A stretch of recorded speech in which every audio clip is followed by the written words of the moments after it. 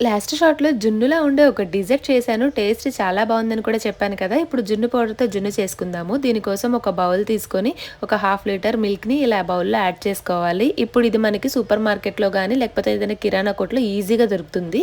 కామధేను జున్ను పౌడర్‌ని ఇందులో యాడ్ చేసేసుకొని ఎక్కడ లంప్స్ అనేవి లేకుండా బాగా మిక్స్ చేసేసుకోవాలి. ఇక్కడ మీ స్వీట్‌నెస్‌కి తగినట్టు బెల్లం యాడ్ చేసుకోవచ్చు. తక్కువ ఆర్ ఎక్కువ ఏదైనా మీ చాయిస్ అనమాట. సో, ఇక్కడ బెల్లం యాడ్ చేసుకున్న తర్వాత నేనైతే ఇలా మిరియాలను తీసుకొని మెత్తగా ఇలా క్రష్ చేసేసుకొని ఈ పౌడర్ అంతా కూడా మనం మిక్స్ చేసి పెట్టుకున్న పాలల్లో వేసుకోవాలి. పాలు ముందు వడకట్టుకున్న తర్వాతే ఇలా యాడ్ చేసుకోవాలి. ఎందుకంటే బెల్లంలో ఏదైనా నలకలు ఉంటే ఆగిపోతాయన్నమాట. కొంచెం యాలకుల పౌడర్‌ని కూడా యాడ్ చేసుకోండి. ఇప్పుడు ఒకసారి స్పూన్‌తో బాగా కలుపుకున్న తర్వాత ఇడ్లీ పాత్రలో కొన్ని వాటర్ యాడ్ చేసుకొని స్టవ్ వెలిగించుకొని నేను వీడియోలో చూపిస్తున్నట్లుగా అరేంజ్ చేసుకొని 40-45 మినిట్స్ మీడియం ఫ్లేమ్‌లో ఉడికించుకోండి. మన జున్ను అయితే రెడీ అయిపోతుంది. ఇప్పుడు దీన్ని రూమ్ టెంపరేచర్‌లో చల్లారిన తర్వాత 2 అవర్స్ పాటు ఫ్రిడ్జ్‌లో పెట్టుకున్న తర్వాత తిని చూడండి. టేస్ట్ అయితే అద్దిరిపోతుంది. నేనైతే జున్ను చల్లగా తినడానికి ఇష్టపడతాను. కొంతమంది వేడిగా కూడా తింటారు. మరి మీకు ఎలా ఇష్టమో కమెంట్ చేయండి.